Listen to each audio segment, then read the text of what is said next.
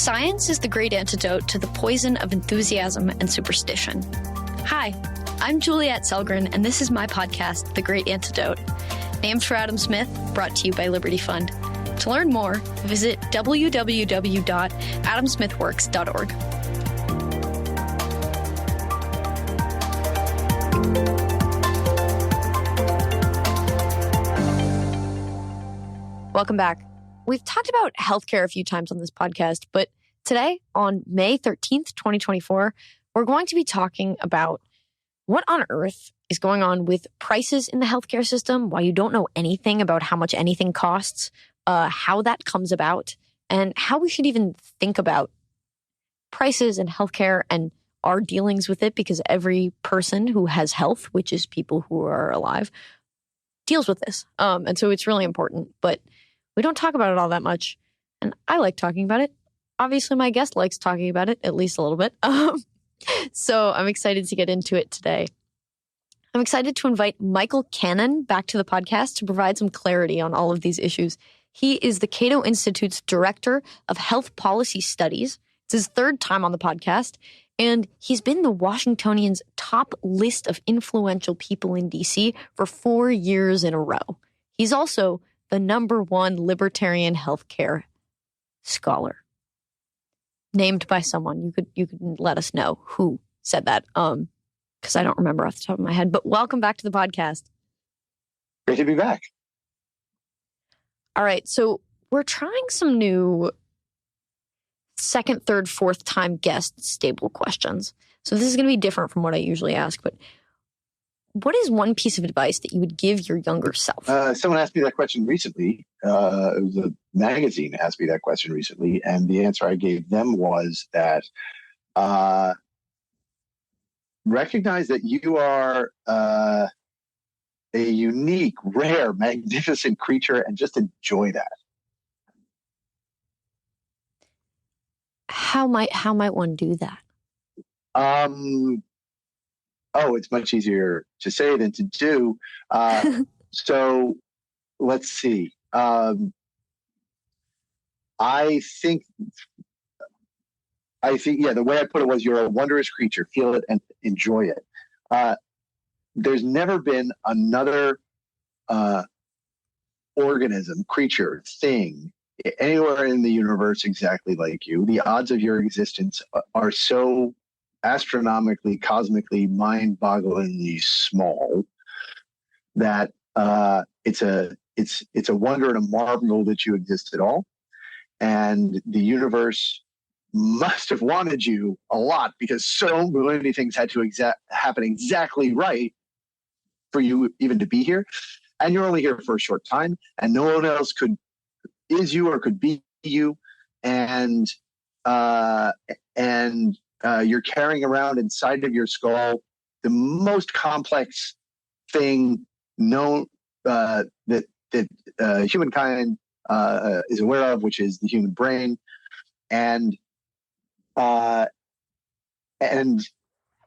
would want to instill in younger Michael a sense of marvel and wonder and appreciation for what he is, and how amazing and marvelous he is, and just encourage him to feel that more than he did, and enjoy his life more than he did.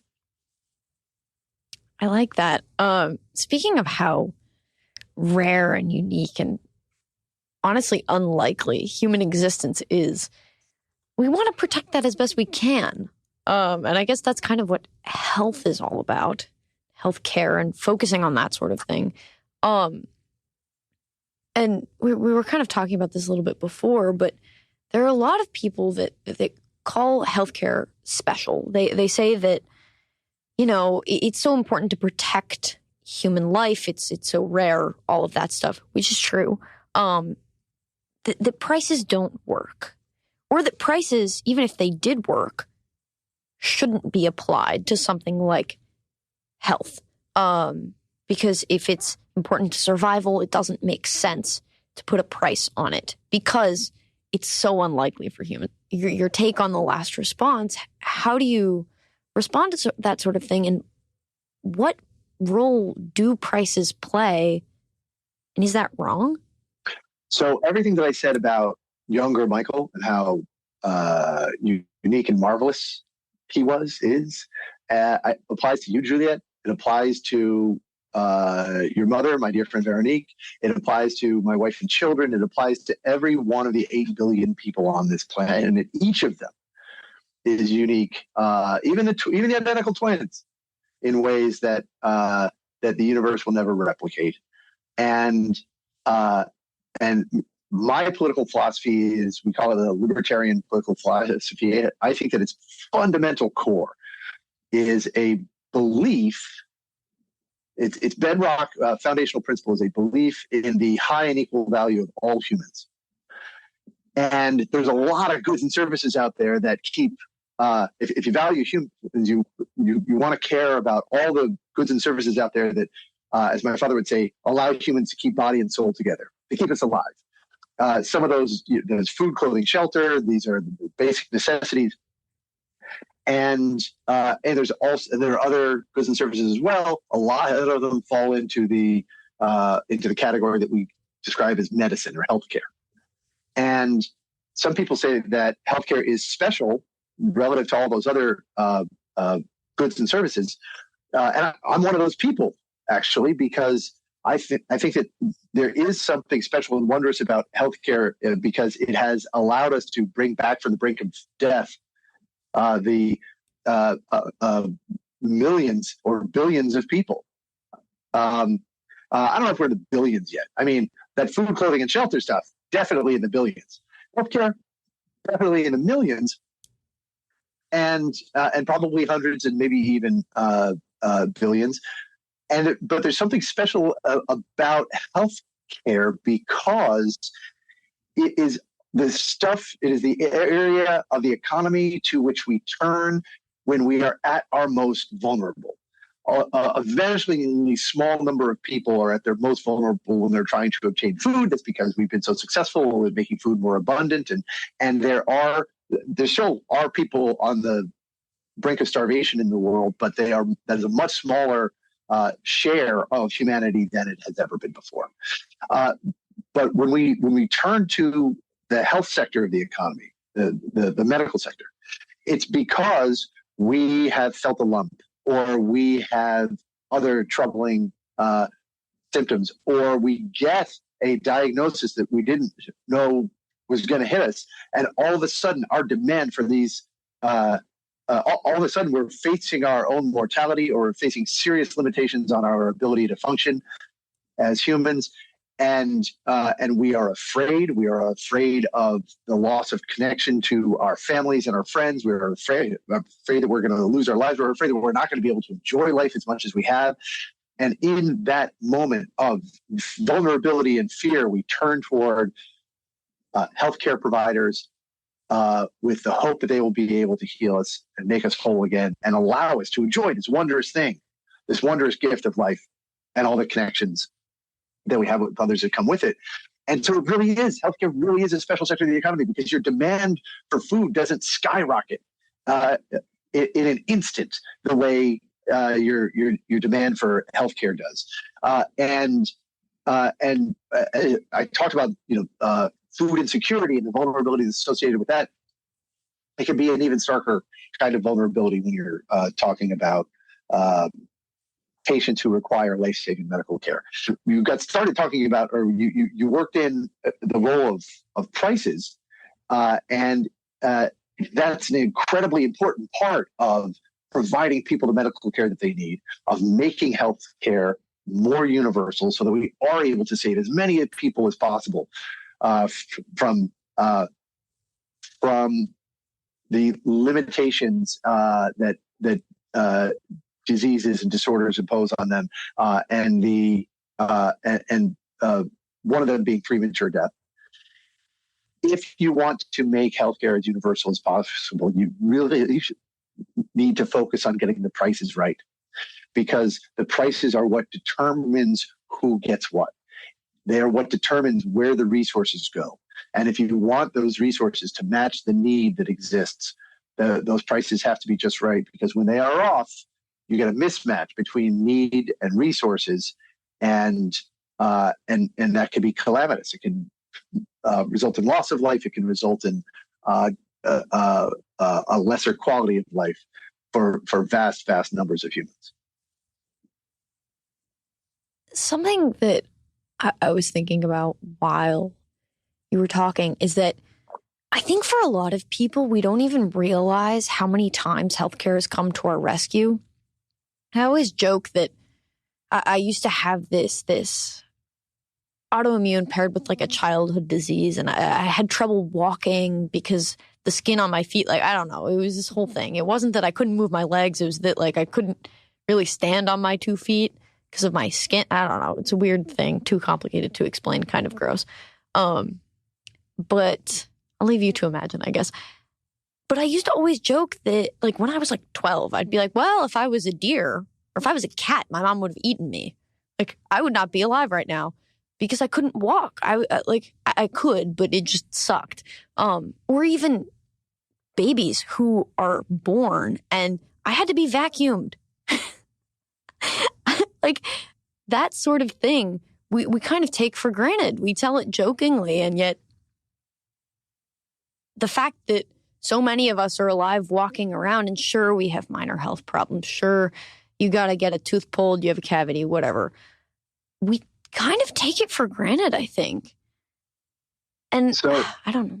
That's right. I mean, every diabetic 100 years ago, 200 years ago, probably have lived to the age that they are right now.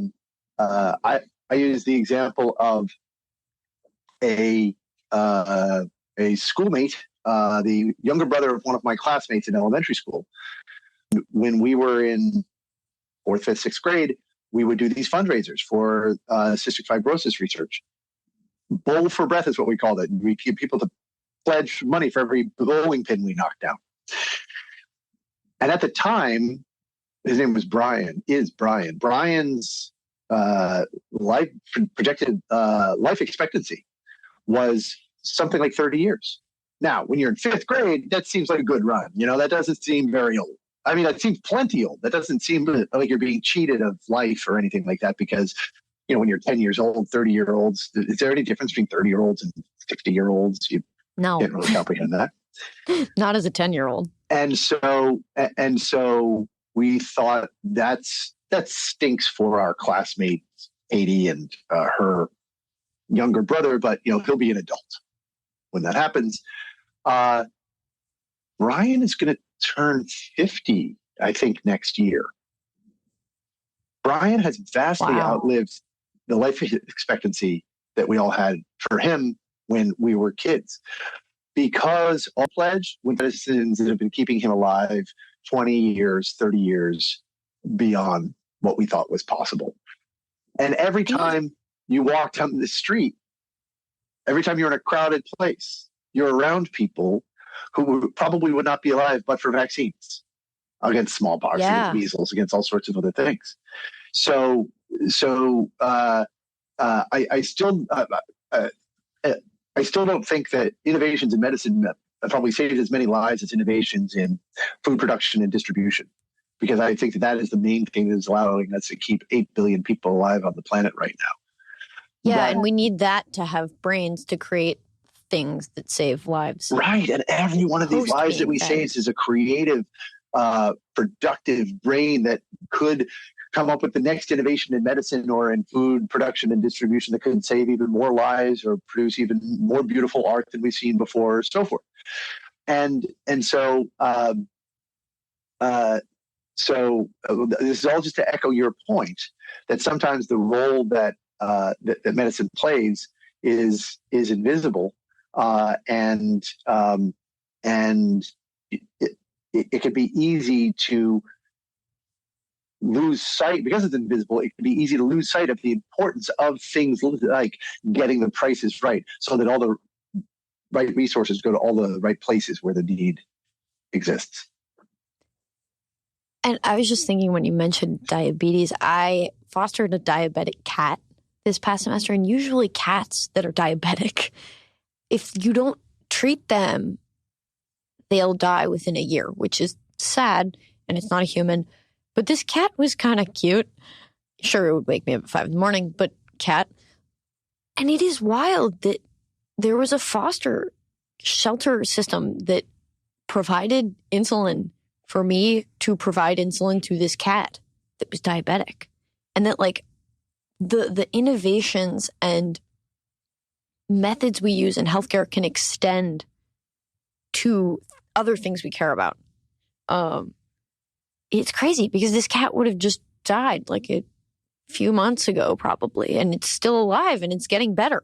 It's almost not even a diabetic cat anymore. Do you become like post-diabetic? I don't know. But kind of along these lines. So then what does the price system look like in a regular market compared to healthcare? Obviously, you have some like weirdness about putting prices on things, but doesn't it sound like it might flow better if we just decide, oh, well, this many people have this disease, so we need to like distribute? That sounds like it might work. And yet, that's kind of the system we have in a lot of ways.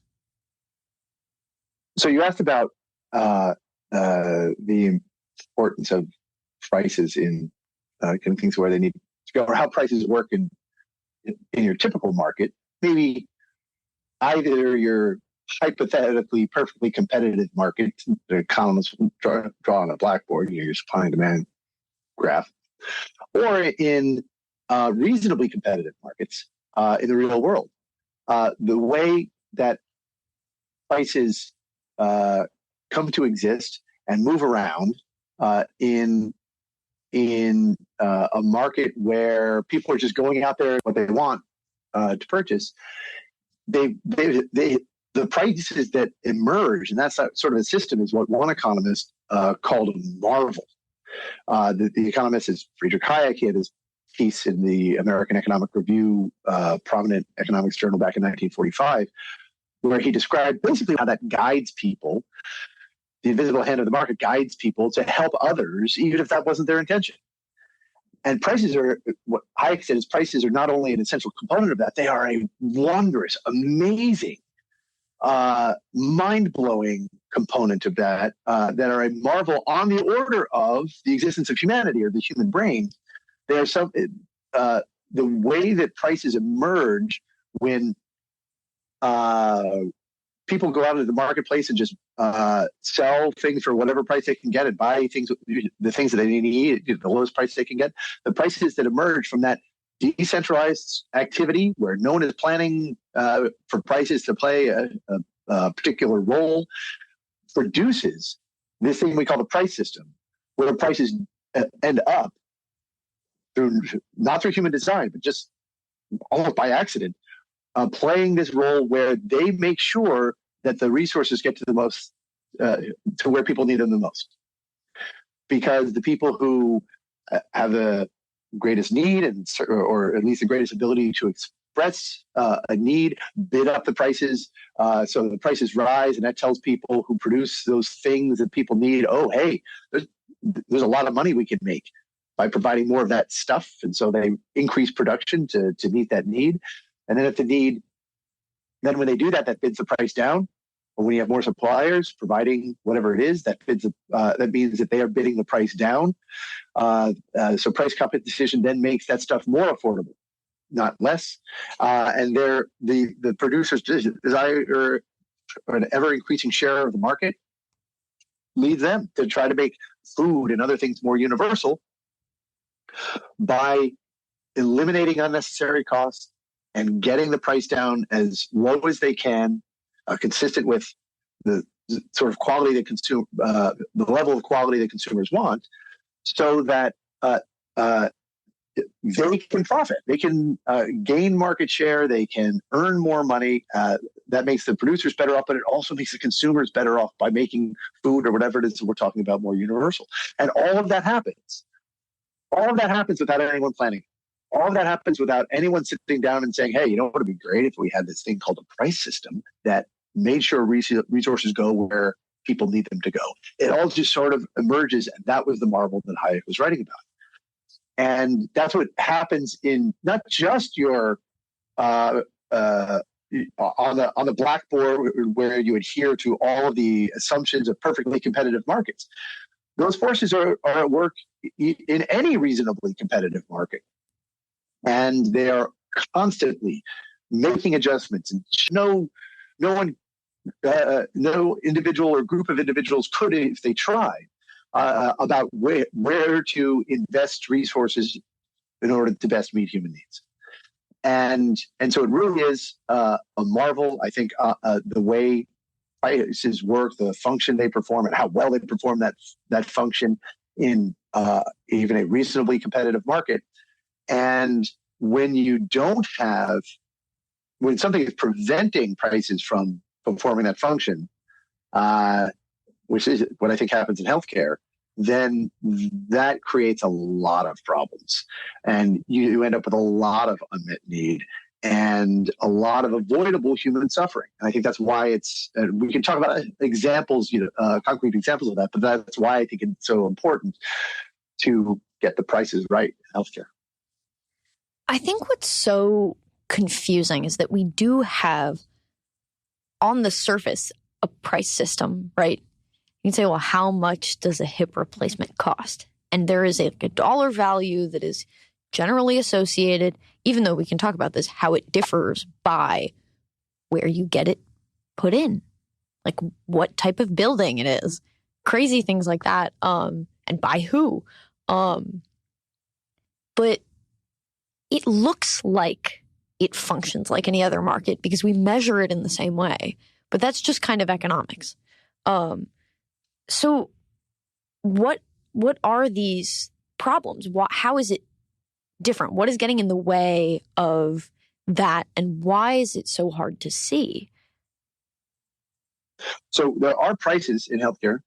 Obviously, anytime you have someone exchanging this economic good or this thing with value for another thing with value, you've essentially got a price. And it's a good thing because if people weren't exchanging value for value, then they would only be consuming the things that they themselves produce, or you'd be enslaving people in order to get them to produce things that you want. And neither of those options is an attractive one because they lead to massive deprivation. And so there will always be prices as long as you have economic exchanges.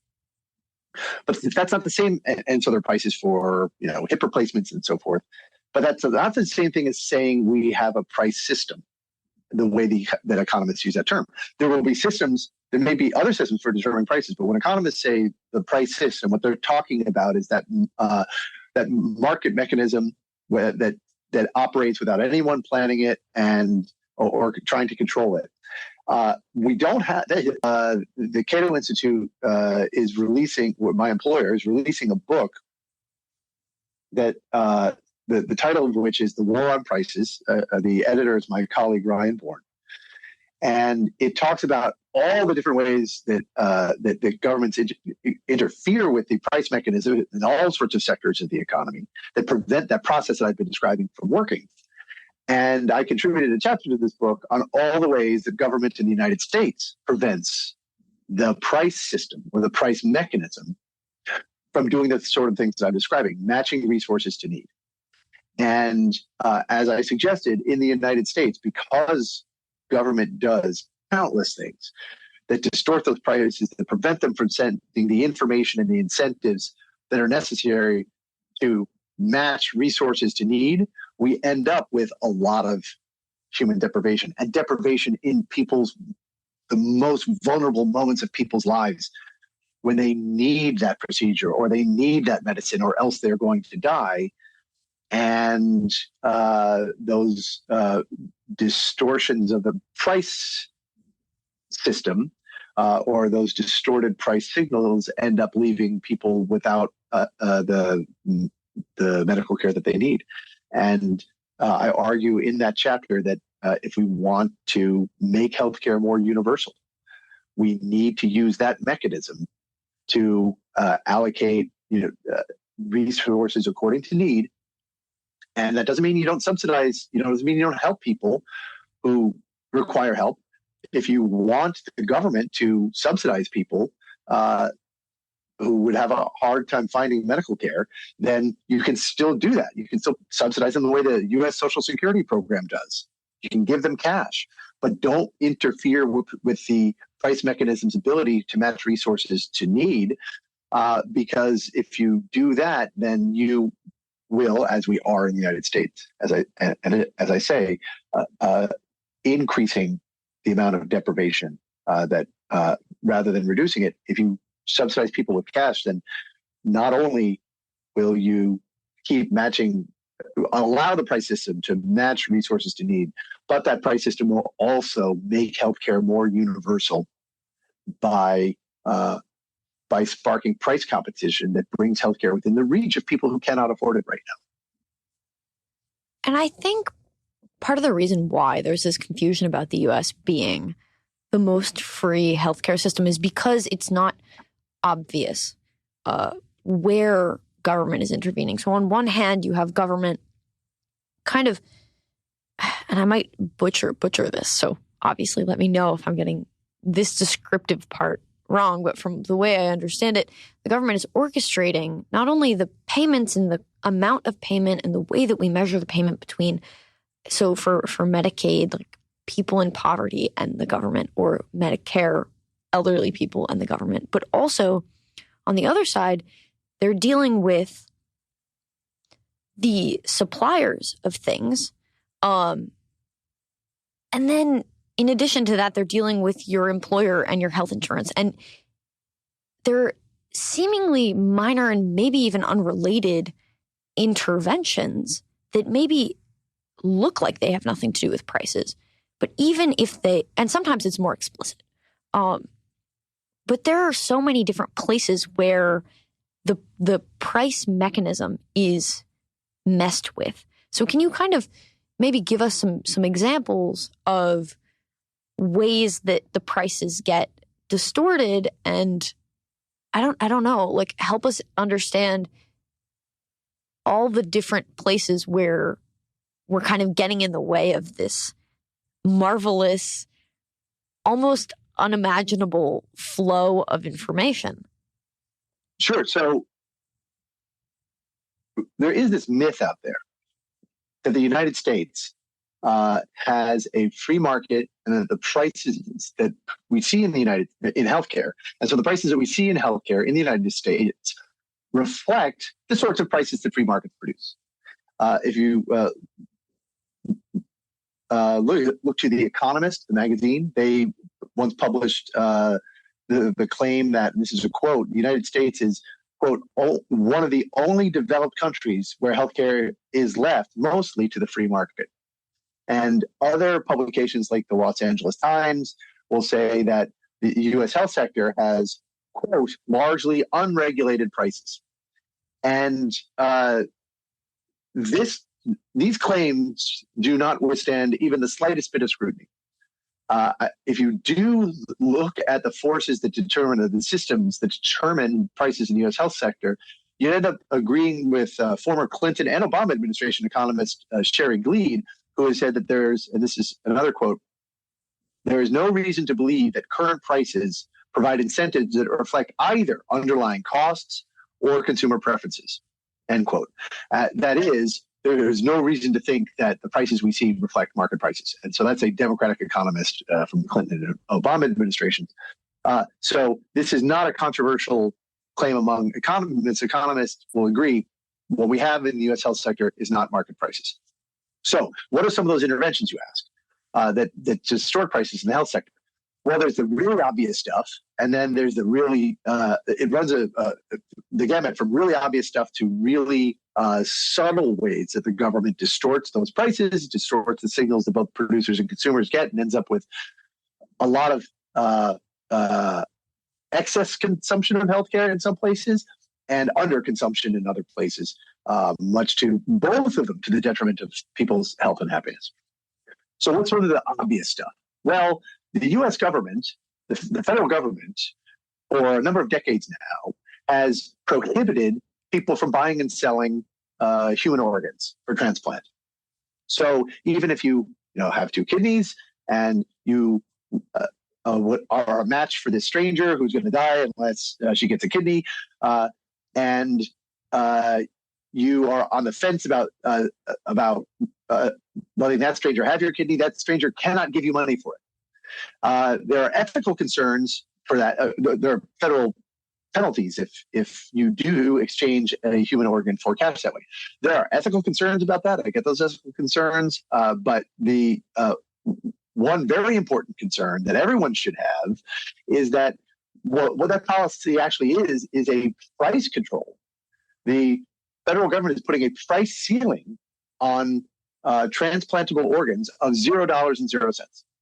You can still give your organ to that person. They just can't give you any money for it. So they can give you other things in kind. So there's kind of a price, but the cash price is $0.00. And when you impose a price ceiling, a binding price ceiling like that, what economists tell us is you will get shortages. And for decades, there has been a shortage of transplantable organs in the United States. There are waiting lists for these products, just like there are waiting lists for healthcare, maybe in corners of the United States, but definitely in other countries where the government controls the prices and sets those prices too low to meet demand. And so that's a very obvious example of the government setting a price at zero and the deprivation that results. There are people on waiting lists for organs in the United States who are there for years. They die on the waiting list, people who could have been saved if we were able to use prices to increase the supply of transplantable organs. Again, there are ethical concerns that you would have to deal with, but we can't deny that that's a price control and that is causing deprivation and loss of life. Then there's more subtle price controls. One that is particularly vexing to me are price controls that government imposes on health insurance. The Affordable Care Act, or what people have come to call Obamacare, which Congress passed in 2010, it took full effect in 2014, imposed a system of price controls on health insurance. Without government intervention, health insurance companies will set higher prices for people if they're already sick or if they're older, if their expected medical expenses are higher, because what you're doing with health insurance is you're transferring the risk of at least part of your medical expenses to an insurance company. And if you want to transfer more risk, the insurance companies reasonably want to charge you more for that. And if you are healthier and transferring less risk, then they will charge you a lower premium. And what Obamacare says is, no, you can't do that. For two people, if you're selling the same plan, the same health plan to two people of the same age, you have to charge them the same premium regardless of their health risk, which acts as a binding price floor for healthy people, because that the insurance companies that are going to charge them the same premium, it has to be an average, sort of a weighted average between the healthy and the sick in that people who enroll in that plan. That means that for low risks, healthy people, their premiums are going to go up because that's a binding price floor. The price can't go below what the insurance company charges to those sick folks over there. And for those sick folks, those price controls impose a binding price ceiling. The price can't go for the high risk folks, cannot go above what the insurance company charges the low risk folks. So it's a combination of binding price floors and binding price ceilings. And what you get is you get, when you increase prices for health insurance for low income, for the low risk people, fewer of them buy health insurance. So you're depriving them of health insurance that they could otherwise afford, and they would otherwise purchase. And with regard to the sick folks, you end up creating quality problems and deprivation, just like you do with the organ, with the binding price ceilings on organ purchases. And for the same reason, a binding price ceiling results in a lower quality product. And the evidence for that comes from actually another Democratic economist, Michael Caruso, who's an economic advisor to President Joe Biden, who has done empirical research showing that Obamacare's health insurance price controls are resulting in not just lower quality health insurance for sick people with multiple sclerosis and other medical conditions, but he had said that even healthy people can't get adequate insurance because of Obamacare as a result of these price controls, because they can't buy adequate insurance against getting multiple sclerosis and other diseases against which these price controls end up discriminating. And then it gets even more subtle from there.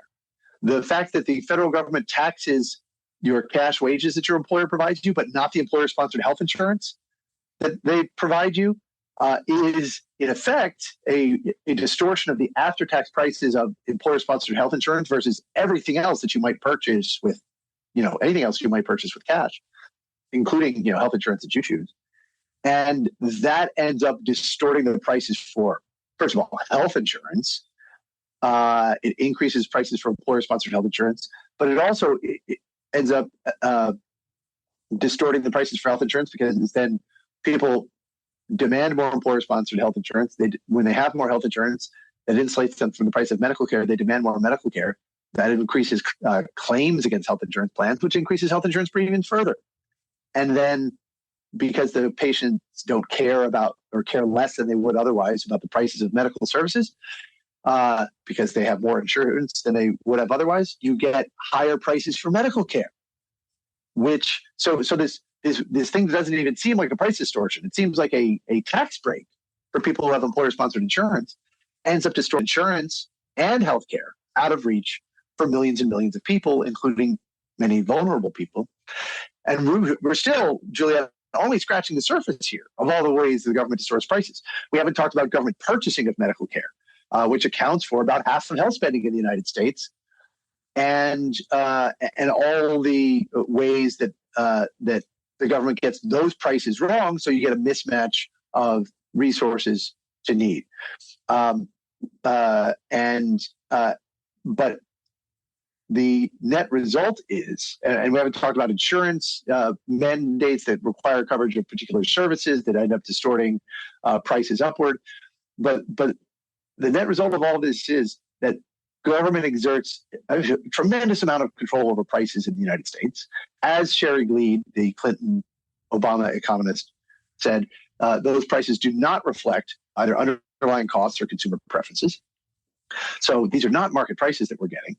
And that does result in dramatic deprivation, often because, not just because, sometimes like with organs, the prices are too low, and either goods and services are not available, or in the case of Obamacare, the quality degrades. But just as often, government intervention results in prices that are too high, and we get a lot of deprivation as a result of those higher prices.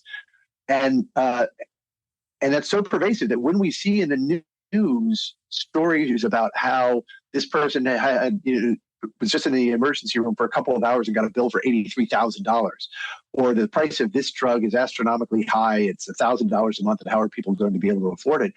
It's often because the government has intervened to either set directly or otherwise influence prices, and then we end up not with market prices, but sky-high prices that are the result of government intervention. So you mentioned that because of Obamacare, insurance companies have to basically average out what they charge people, right? And you explained well the implications of that. But does that apply to all insurance? Or functionally, yes. In the United States, prior to Obamacare, there was only one market where you could have market prices for health insurance. That's what we call the individual market, where people purchase insurance directly from insurance companies. The insurance companies could vary the premiums that they charge you based on your individual health risk, the amount of risk you were transferring to them. But that was only about 10% of the private market, and maybe even less, because in some states banned those sorts of market prices for health insurance. Obamacare banned those market prices for health insurance, even in that 10% of the private market. Now, what's the other 90%, you might be asking? Well, that's employer-sponsored health insurance. And there, the answer is complex, but it's still basically the government has banned market prices for health insurance.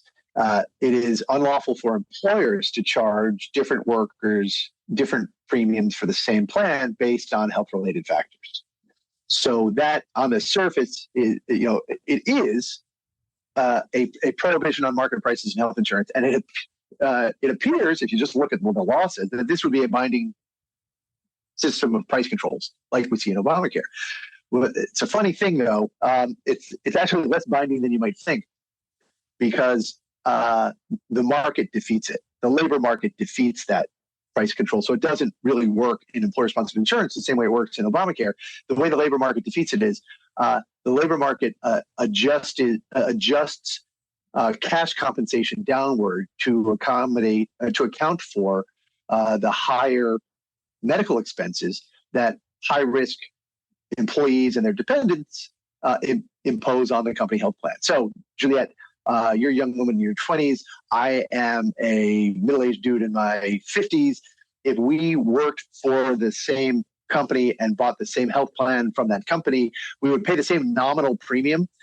But my employer, or I should say the labor market, it would be both my employer and me who would contribute to this effect probably.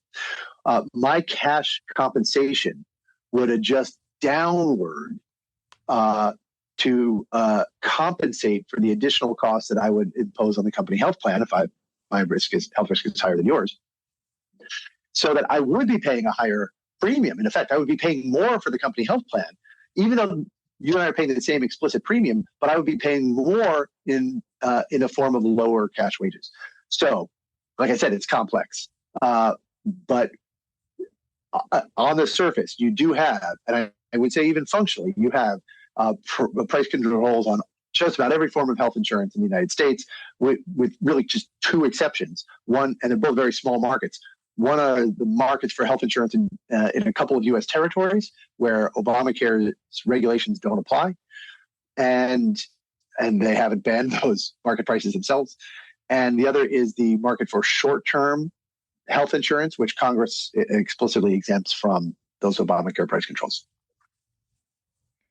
So what you're telling me is that effectively we're getting worse outcomes. Sure, even if you buy into this with this idea of, well, it doesn't seem fair to charge unhealthy people more because need whatever. Whatever your reasoning is for thinking that this might be a good idea, what you're saying is essentially the outcomes are worse for everyone because people who don't need it as bad don't get it, when honestly, having access to healthcare for a healthy person is like having access to Netflix. Like, why the hell not? And then for a sick person, they actually are worse off in what they end up receiving and how much they are compensated, basically, in this way. So it sucks for everyone.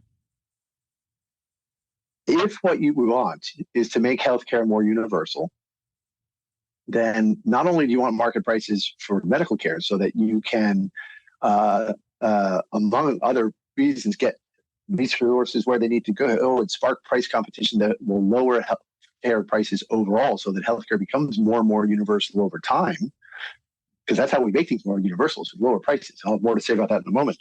But you even want market prices for health insurance. You even want, as awful as this sounds, at first, you even want insurance companies to be able to discriminate against the sick. Because it is the ability to price health insurance according to risk that leads people to purchase insurance while they're still healthy and contribute then to the medical bills of strangers who end up getting sick. Because if you tell them you don't have to, we won't charge you more if you wait until you're sick to buy health insurance, and everyone's going to wait until they're sick to buy health insurance. Why waste money on it now when I could buy it later and at no higher premium? But the ability of insurance companies to say no if you waited until you were sick to buy health insurance is a powerful incentive for people to start buying health insurance when they're healthy and do that very compassionate thing of voluntarily contribute to other people's medical bills. And that also then sparked competition among insurance companies to make health insurance more secure for people after they get sick. And health insurance companies were doing this. Before Congress enacted the Medicare program in 1965, insurance companies, and this is again, Clinton, Obama economist Sherry Gleed testified before coverage that did not disappear when you changed jobs, that did not disappear when you retired.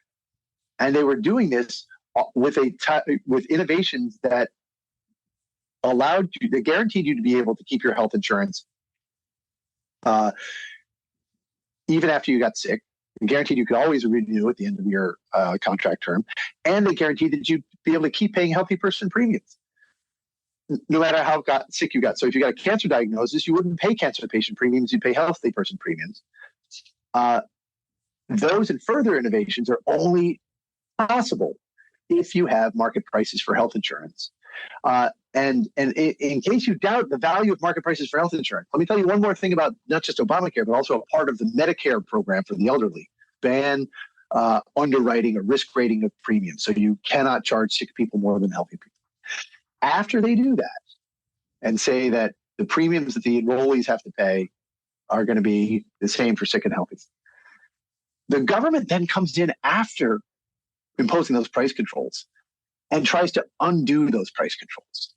They try to undo them with subsidy programs that they call risk adjustment. It's not really important what they call it, but what those programs do is they give extra money, additional money to insurance companies based on the health risk of the sick people that they attract. So if an insurance company enrolls someone with multiple sclerosis who costs $61,000 a year but is only paying a $10,000 premium, the government tries to top up that $10,000 premium with a risk adjustment payment to the insurance company that matches that person's expected medical expenses. Now, why do they do that? Because if that insurance company only got a $10,000 premium from an MS patient, for each MS patient they enrolled, and each MS patient cost them $61,000, then every MS patient they enrolled would be a $51,000 loss, and they would compete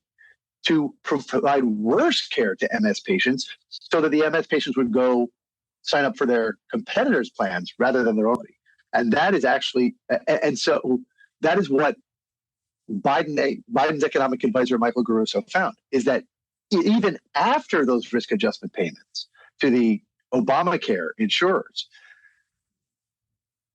those price controls are still penalizing the insurers who provide quality coverage for MS patients. And so the insurance companies are still are making their coverage for MS patients worse in a way that harms all patients, not just MS patients, because the risk adjustment payments are not doing what they are supposed to be doing and offsetting the harm of those price controls.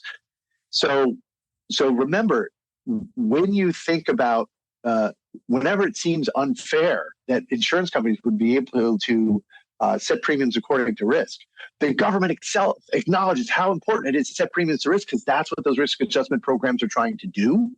They're trying to mimic market prices because market prices for health insurance minimize the insurance company's incentives to shortchange the sick. Government price controls maximize those incentives, and that's why they're trying to undo them. So those risk adjustment payments, I like to say those risk adjustment programs are the homage that government price controllers pay to market prices for health insurance.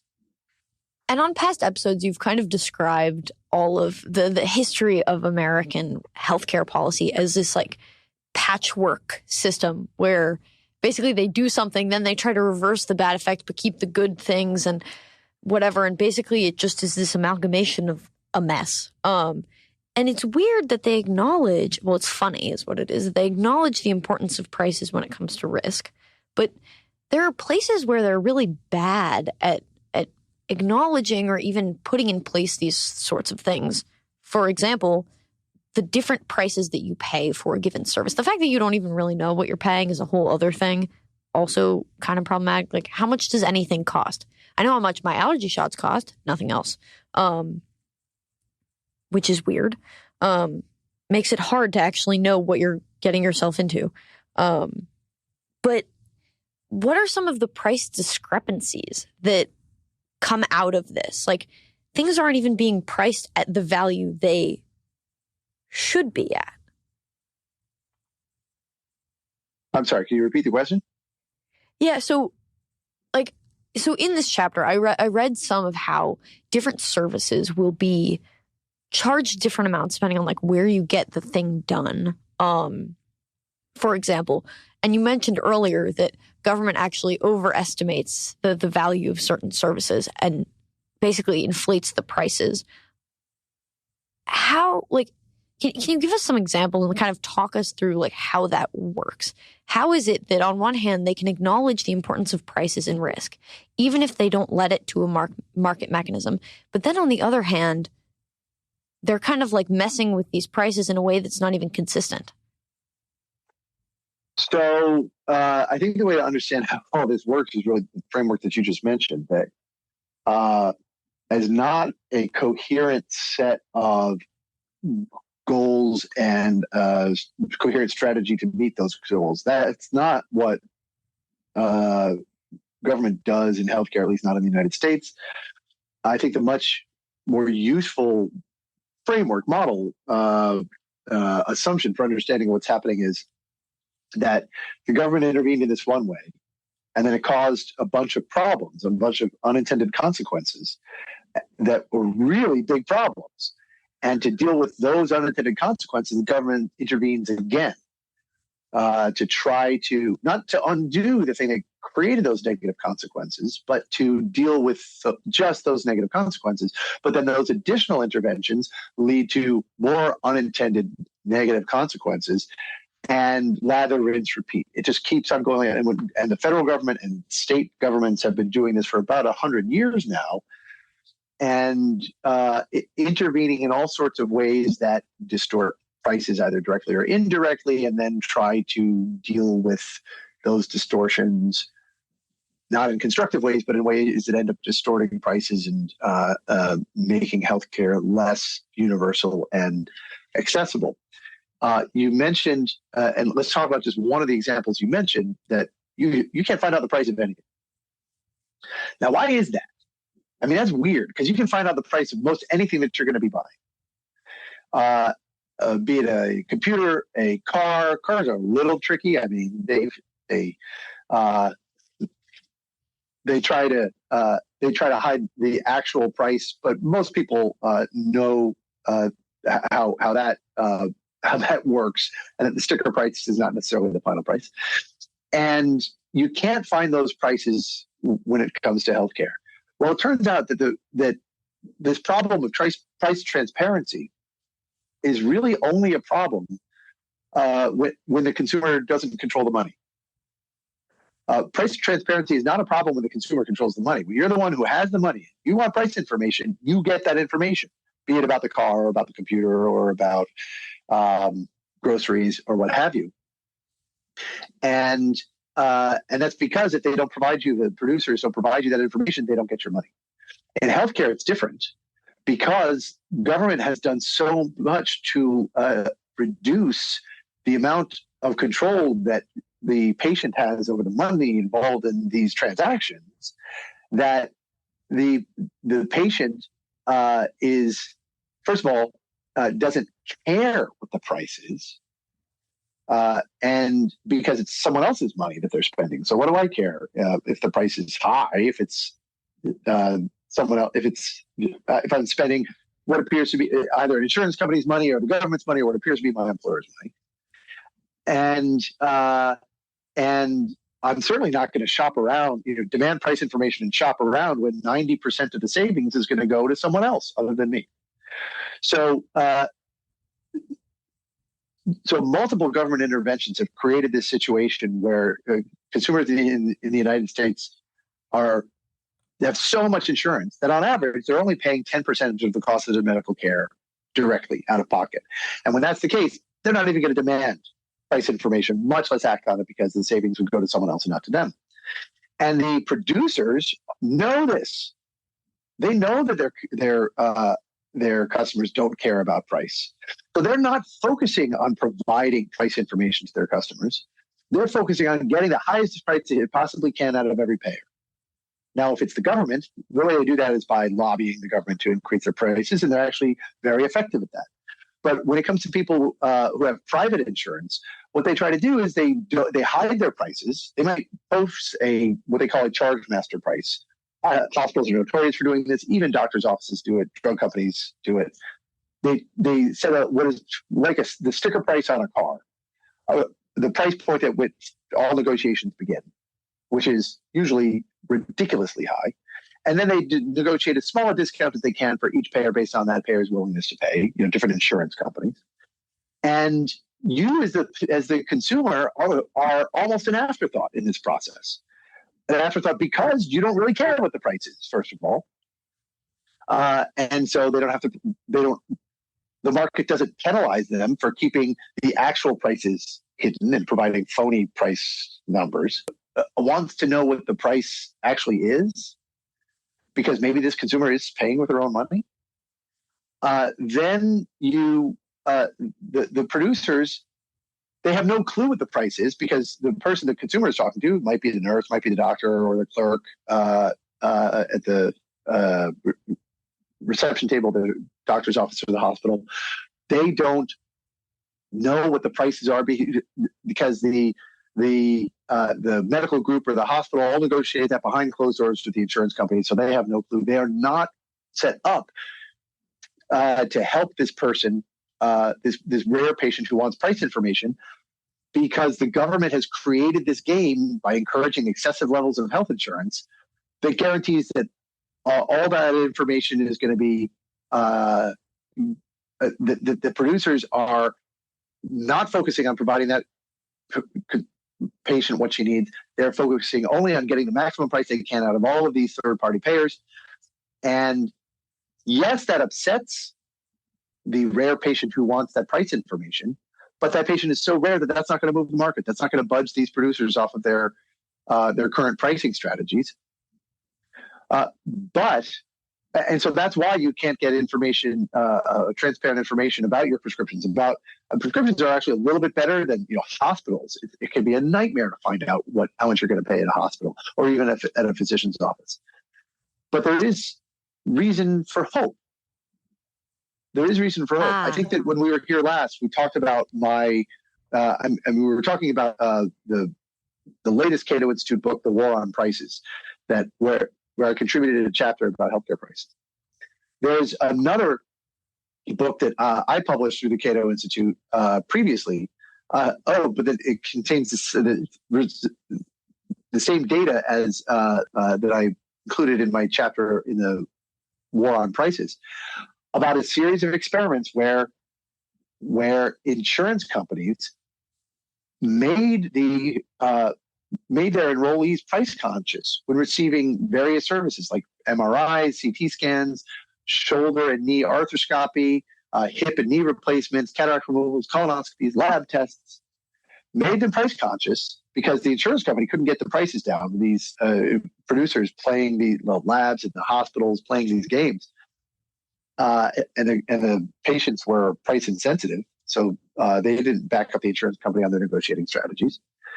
So the insurance companies made their enrollees price sensitive, so that they would be paying 100% of the cost, of the marginal cost of their hip or knee replacements. So the health plan said, we'll pay $30,000 wherever you go, but anything above that, you're paying 100% of the cost. An amazing thing happened. The patients, all of them, not just the rare patient, but all of them, because they were now on the hook for 100% of the marginal cost of their procedures, they demanded price information. All of them did. And when all of them did, they got that price information from the hospitals. And they changed their behavior based on that price information, punishing the high-price hospitals by switching to low-price hospitals. And then those high-price hospitals changed their behavior by reducing their prices. And in that chapter I mentioned, and in my book, Recovery, which came out last year, I've got the results of those experiments, and it shows that for hip and knee replacements, the high-price hospitals dropped their prices by 37% over 2 years, which shows you the power of price-conscious consumers to spark price competition that reduces healthcare prices and makes healthcare more universal. Nobody in any of these experiments went without the medical care that they needed. The price just plummeted, making healthcare more universal by expanding access and reducing health insurance premiums from what they would have been otherwise, because the insurance companies weren't paying so much in claims for all of these procedures. And so there is hope to be had out there, that we can get transparent prices and we can get price competition, but we got to let the consumers control the money so that they will be price sensitive. You hear that, listeners? Next time you're at the doctor, demand the price, even if it doesn't change anything, because we're changing a culture here. if you put the fear of God into the doctor, because every single patient asks, maybe something will change. And they might demand control over the thousands of dollars of their own compensation that their employer now controls and uses to choose their health plan. Because if they control that money, and that's like $17,000 for the average worker with family coverage. If they control that money and chose their own health plan, they'd be price conscious when choosing a health plan. So they'd choose less health insurance that either with higher deductibles or with more utilization controls by more care management that would exert more downward pressure on on actual medical prices that would make healthcare more universal. But to get control of that $17,000 that your employer now controls would require changes to the federal tax code. So that would have to be a message they would have to direct toward their members of Congress. Huh. Well, thank you so much for coming on the podcast. Sorry for keeping you so long. Thanks for coming again and sharing all your wisdom and your knowledge and your I don't want to say righteous outrage, but your passionate outrage at what this is doing to people all over the place. Because it really is awful, right? It makes being healthy inaccessible. So listeners, I hope you enjoyed. Just as every day you walk down the street, you pass someone who's alive today because medical care made that possible, you are also passing by people who are struggling to afford the medical care that they need. And you might not see it, but it is happening. And it's happening because of these interventions that have, among other things, thrown market prices out the window. And that's why you do what you do. So one last question. What is one thing that you're currently working on to improve yourself or to improve your skills? Oh, to improve my skills. Does therapy count? So, yeah. Well, then there's that. I'm a big believer in that. I've spent decades of my life in therapy, and it's to tie this all back to the advice I give to my 18-year-old self. A lot of what I would teach my 18-year-old self are lessons that I learned in therapy, both working just with therapists, but also with groups of other patients.